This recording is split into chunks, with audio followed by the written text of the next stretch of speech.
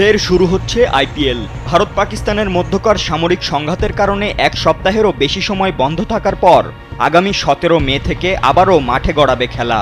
এক বিবৃতিতে এই তথ্য নিশ্চিত করেছে ভারতীয় ক্রিকেট বোর্ড। এর আগে গেল 9 মে স্থগিত করা হয়েছিল আইপিএলের বাকি অংশ।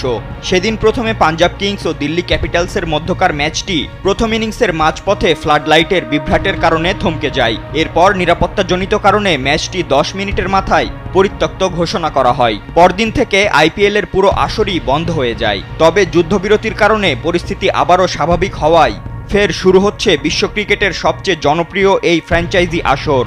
এর বাকি অংশ হবে 6টি ভেন্যুতে। স্যান্ডেলিনা সো, রূপচর্চায় আভিজাত্য।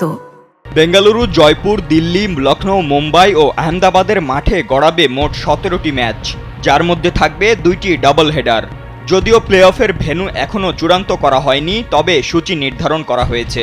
সে অনুযায়ী প্রথম কোয়ালিফায়ার 29 মে, এলিমিনেটর ম্যাচ 30 মে, দ্বিতীয় কোয়ালিফায়ার 1 জুন এবং ফাইনাল হবে 3 জুন।